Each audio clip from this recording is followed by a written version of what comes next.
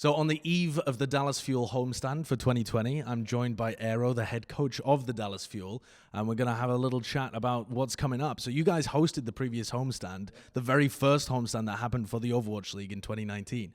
And this one has a bit of a different feel to it. I mean, it's a brand new year. You're actually going into the home and away proper this time, and you guys are hosting a ton of them. So what's been the thought process for you behind the scenes as you've gone into this brand new homestand with that experience behind you? Yeah, I mean, last year's homestand was nuts. I mean, the one in Dallas was so good, and the fans were super cool. It was great. So we really like that energy. And so, I mean, our focus has been mainly just wanting to make sure we can give, a good show, good performance. I mean, obviously, but knowing what kind of fans we have in Dallas really helps. And I know that it's going to be, a big boon for us going in. Yeah, you've got a totally different team now compared to, well, not totally. I mean, you've still kept a hold of a bunch of different people, but it must feel like a totally different team. And a lot of that structure was changed throughout this offseason. Can you walk me through a few of the changes and like the reasons and driving philosophies perhaps behind the changes for the Dallas Fuel from 2019 to 2020? Yeah, so I think, going into this offseason, we wanted to just kind of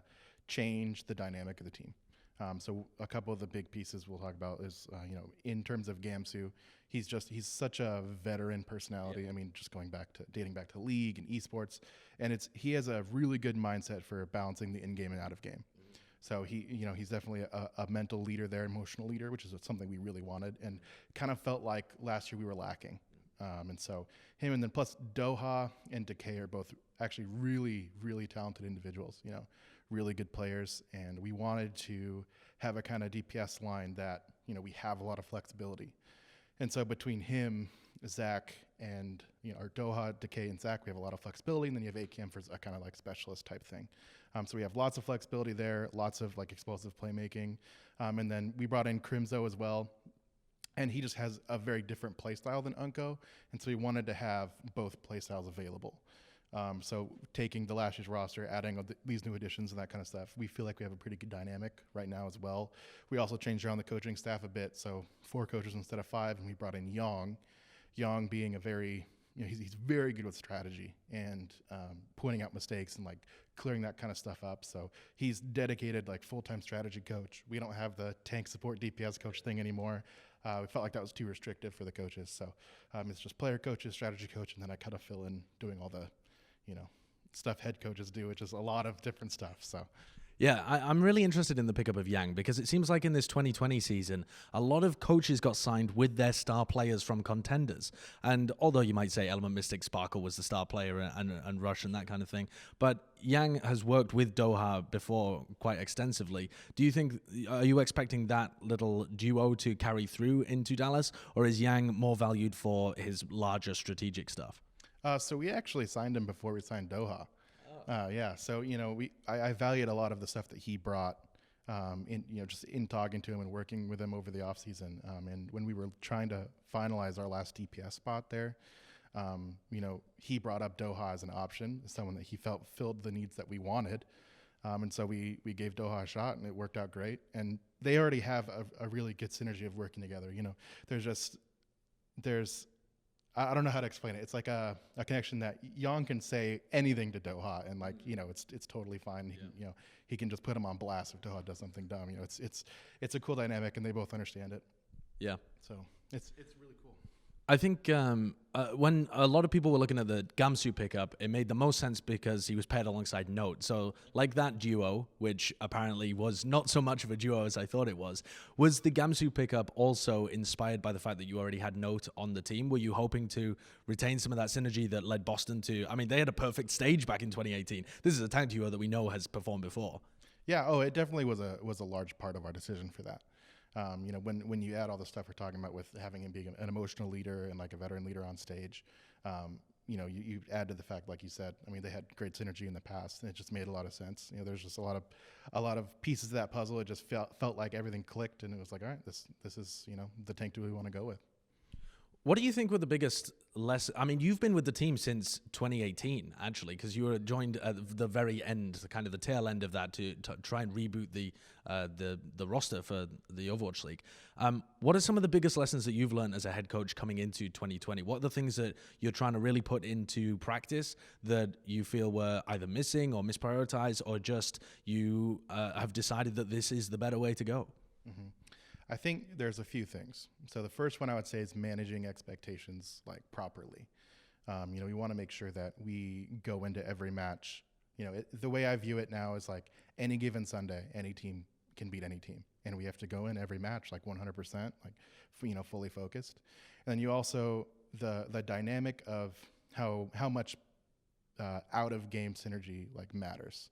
So how much players interact with each other, whether it's even something simple as going to the store or going to the dinner, building relationship, because in game, if something crazy happens, which in Overwatch, crazy stuff happens all the time, everyone needs to be able to trust when they hear the one call, everyone has to be able to go. And so little things outside of game actually matter a lot.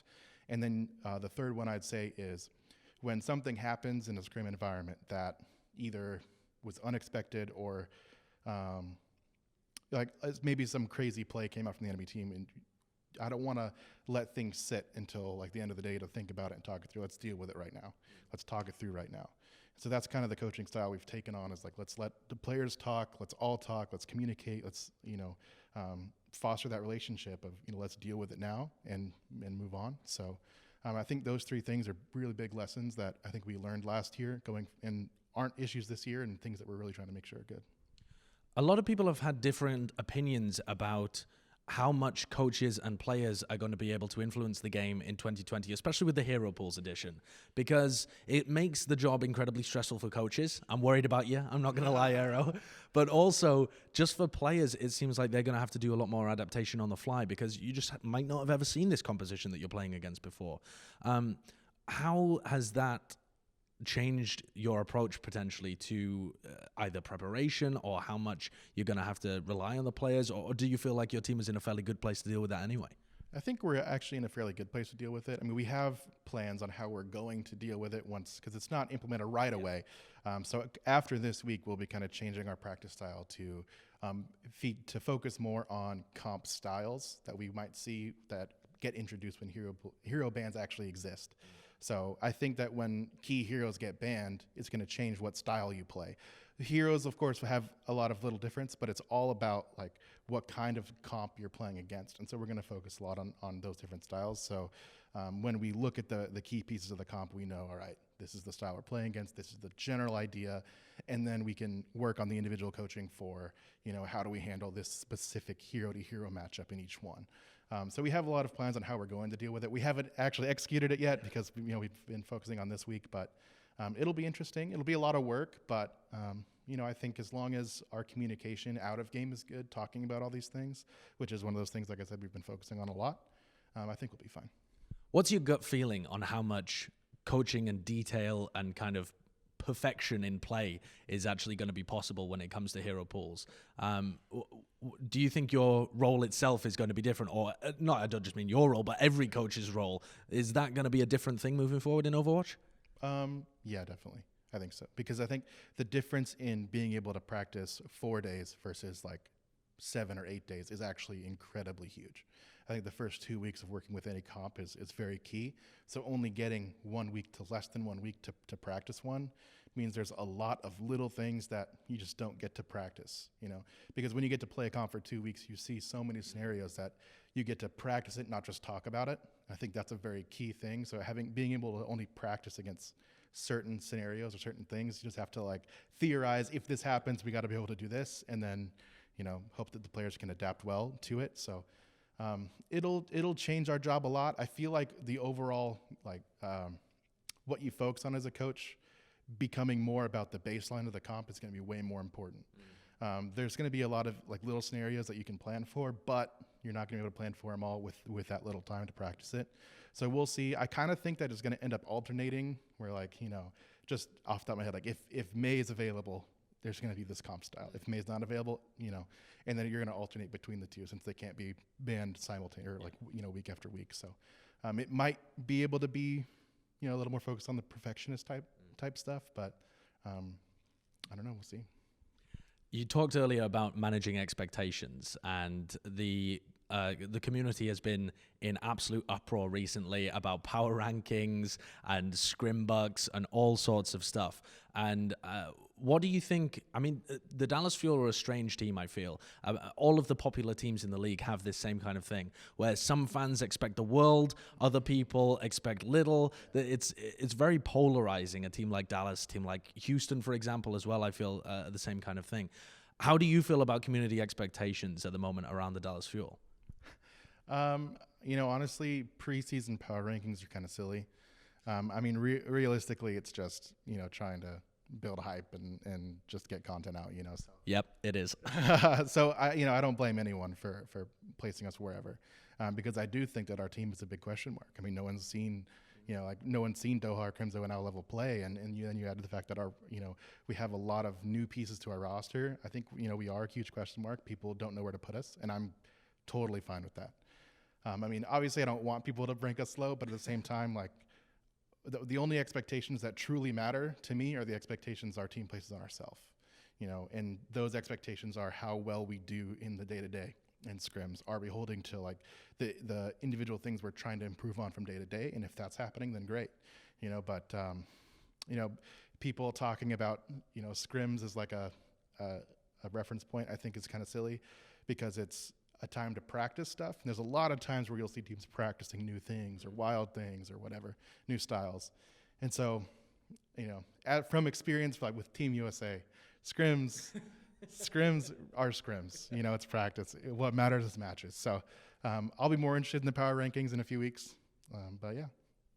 Scrims definitely are scrims, and you're going up against a team which is it's wallowing in scrim bucks, unreasonably close to the matches. The Valiant, nobody really thought were going to be a top contender. We still don't really know whether they're going to be.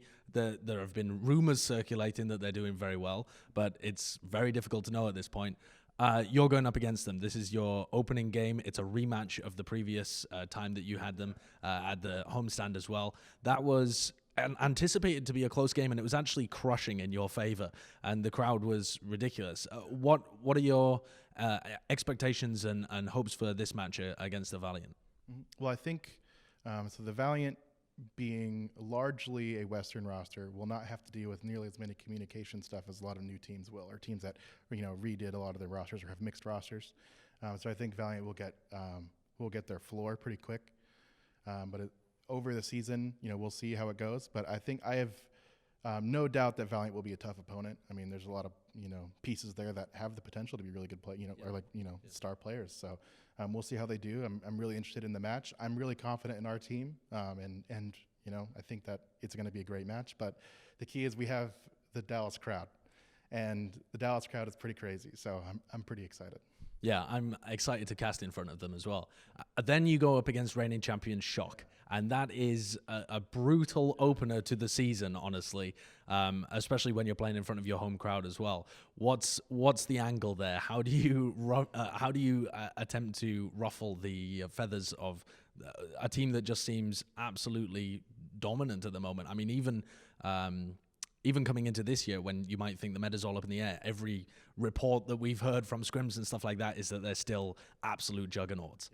Yeah, I mean, we even scrimmed Shock when we first came back, and they're obviously still like a really good team.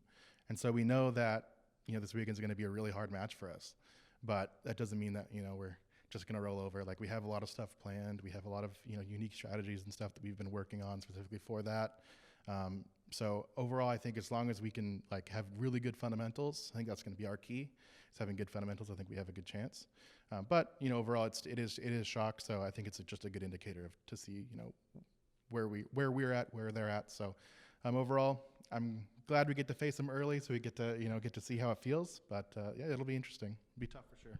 Yeah, I think it definitely will, but good luck in both of your matches at this homestand.